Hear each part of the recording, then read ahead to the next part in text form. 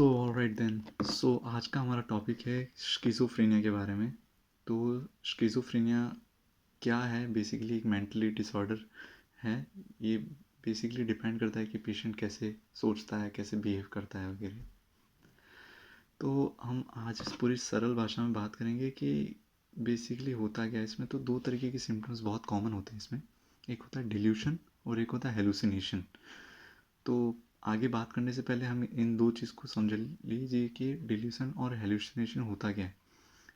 Dilution का मतलब ये है कि फॉल्स बिलीफ, यानी कोई भी गलत धारणा जो कि जिसका रियलिटी से कोई लेना देना ही नहीं है। तो पेशेंट को अलग अलग धारणा लग जाती है, जैसे कि इसमें सबसे कॉमन होता है डिल्यूजन ऑफ परसिक्यूशन। परसिक्यूशन यानी कि उसे ऐसा लगता है कि मेरी फैमिली वाले मेरे अगेंस्ट है, मेरी आस पड़ोस वाले मेरे अगेंस्ट है, मेरे आस पड़ोस वाले मेरे पीछे पुलिस पड़ी हुई है वगैरह। तो ये सब डिल्यूशन ऑफ परसिक्यूशन में बात आ जाती है। इसके अलावा डिल्यूशन ऑफ रेफरेंस है, जो इसमें डिल्यूशन ऑफ रेफरेंस में जैसे कि उसको सामने वाले पर्सन को लगता है कि मेरे बारे में लोग बात कर रहे हैं जबकि बात नहीं कर रहे हैं।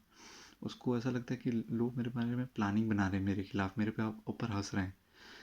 तो ये डिल्यूशन ऑफ रेफरेंस में था। कई बार डिल्यूशन ऑफ इनफेडिलिटी, जिसमें कि पेशेंट को ऐसा लगता है कि उसकी हस्बैंड या वाइफ का किसी और के साथ चक्कर चल रहा है। तो ये डिल्यूजन ऑफ इनफेडिलिटी कहते हैं। और अब बात की जाए हेलुसिनेशन की, तो हेलुसिनेशन में सबसे कॉमन होता है ऑडिटरी हेलुसिनेशन। यानी पेशेंट को लगता है कि उसको आवाज़ें आ रही है, किसी सुनाई दे रही है, जिसमें रियलिटी से कोई लेना देना नहीं है। तो वो आवाज़ से को ही वो रिप्लाई करता है।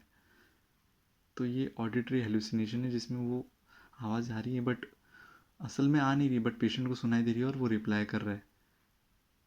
तो ये ऑडिटरी हेलुसिनेशन में आती है। कई बार विजुअल हेलुसिनेशन भी होता है पेशेंट को, बट ऑडिटरी हेलुसिनेशन कॉमन होता है।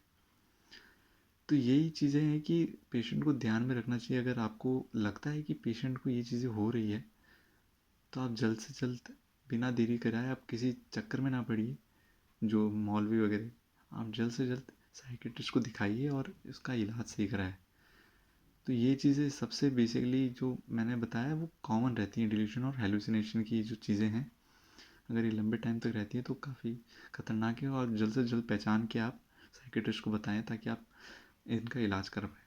तो बेसिकली ये जो वीडियोस बना रहे हैं, तो इनका यही मोटिव है कि सोशल अवेयरनेस बढ़ाई जाए, लोगों को अवेयर किया जाए इन बारों में, इन बीमारियों के बारे में, तो जल्द से जल्द इनका ट्रीट हो जाए और पेशेंट जल्द से जल्द ठीक हो पाए।